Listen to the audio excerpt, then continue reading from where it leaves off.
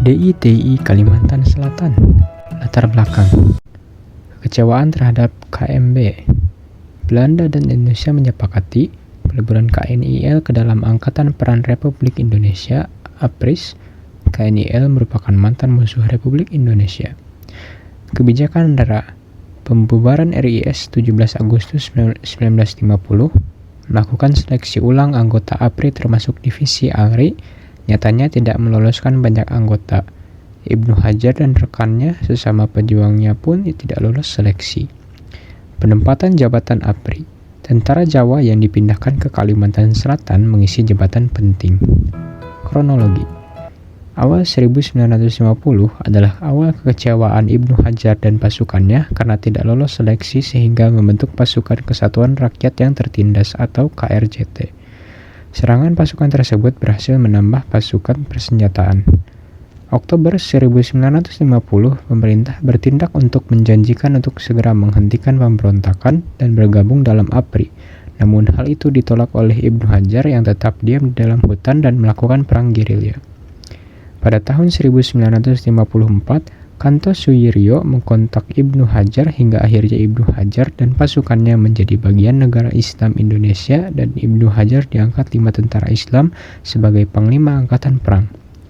Pergerakan Ibnu Hajar dan KRJT menimbulkan kondisi krisis keamanan di wilayah Kalimantan Selatan hingga 1963. Tokoh pemberontakan DITI di Kalimantan Selatan dipimpin oleh Ibnu Hajar atau Haderi bin Umar alias Angli. Ibnu Hajar adalah mantan Letnan II TNI yang membelot dengan cara mendirikan Gerakan Persatuan Rakyat yang Tertindas atau KRYT. Ibnu Hajar juga menyatakan gerakannya itu merupakan bagian dari DITI Kartosuwiryo. Pada Oktober 1950, Ibnu Hajar menyerang pos-pos APRIS di Kalimantan Selatan. Akhir pemberontakan: 1. Upaya damai pengiriman utusan seperti Hasan Basri dan Idam Khalid. 2. Upaya militer Operasi D5, Operasi Segitiga, dan Operasi Riko yang berhasil menyudutkan Ibnu Hajar dengan bujukan dari Teungku Abdul Aziz agar Ibnu Hajar mau menyerah hingga berhasil ditangkap serta dihukum mati. DITI Jawa Barat. Latar belakang: penandatanganan perjanjian Evenville yang memanfaatkan kekosongan kekuasaan Jawa Barat pada masa itu menghambat perjuangan umat Islam. Hal ini menyebabkan terciptanya Askar Fisabilillah yang akan menjadi inti dari tentara Islam Indonesia. Mereka memiliki cita-cita mendirikan negara Islam. Salah satu upaya yang mereka lakukan yaitu mendirikan Institut Sufah yang menjadi tempat pengajian Islam dan pertahanan militer. Kronologi: Januari 1948, seluruh pemerintah dan militer dipindahkan ke Jawa Tengah dan Yogyakarta. Tetapi Kartowijoyo menolak dan tetap ingin berada di Jawa Barat sambil melakukan penyerangan fisik dengan kolonial Belanda. Kartosuwiryo membukukan kegiatan masyumi di Jawa Barat dan membentuk Majelis Umat Islam dan menjadi Imam Negara Islam Indonesia serta membentuk TII di Pegunungan Jawa Barat. November 1948 sampai Januari 1949 mulai terlihat pasukan Belanda ke wilayah Indonesia sehingga ada perintah siasat nomor 1.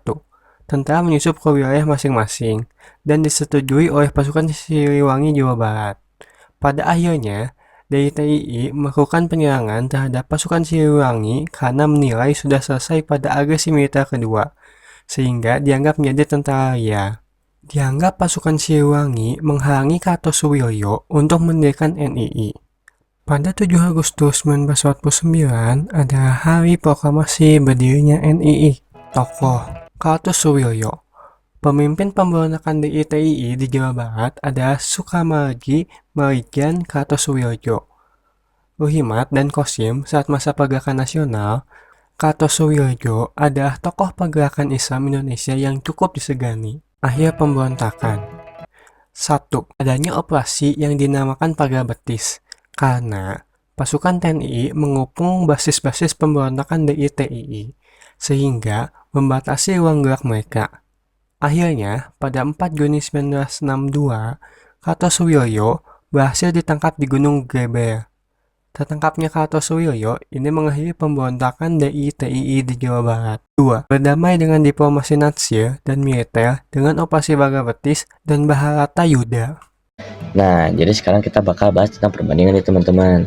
Emang apa sih yang ngebedain antara pemberontakan DITI di Jawa Barat dan di Kalimantan Selatan? Kelompok kita ada nemuin 3 hal nih. Kita bahas poin pertama, yaitu latar belakang. Yang melatar belakangi pemberontakan DITI di Jawa Barat adalah penandatanganan perjanjian Renville pada 1948 yang mengharuskan pengikut RI mengosongkan wilayah Jawa Barat dan pindah ke Jawa Tengah. Sedangkan di Kalimantan Selatan, yaitu kegagalan para mantan pejuang kemerdekaan asal Kalimantan Selatan untuk diterima di tentara Indonesia saat itu, APRIS atau bisa disingkat Angkatan Perang Republik Indonesia Serikat. Yang kedua, yaitu penumpasan. Upaya penumpasan di Jawa Barat dilakukan dengan menurunkan pasukan Kodam Siliwangi dan menerapkan taktik pagar betis. Taktik pagar betis dilakukan menggunakan tenaga rakyat dengan jumlah ratusan ribu untuk mengepung persembunyian DITI. Selain itu, Kodam Siliwangi juga melakukan operasi lain, yaitu Operasi Bharatayuda. Operasi Bharatayuda bertujuan untuk menemukan tempat persembunyian Kartosuwiryo. Sedangkan penumpasan di Kalimantan Selatan, yaitu dengan cara pemerintahan RI mengadakan gerakan operasi militer atau disingkat GOM yang dikirim di Kalimantan. Poin terakhir yaitu tujuan. Tujuan dari pemberontakan DITI di Jawa Barat yaitu yang pertama, mendirikan negara berlandaskan syariat Islam berupa Al-Quran dan hadis di wilayah Indonesia. Yang kedua, menolak perjanjian Renville, dan yang terakhir yaitu mengatasi dominasi komunis dan sosialis. Sedangkan di Kalimantan Selatan memiliki tujuan lebih untuk menyalurkan aspirasi rakyat yang dirasakan menjadi nomor 2 oleh pemerintah Orde Lama. Bergabung dengan NII diharapkan membuat aspirasi mereka lebih diperhatikan.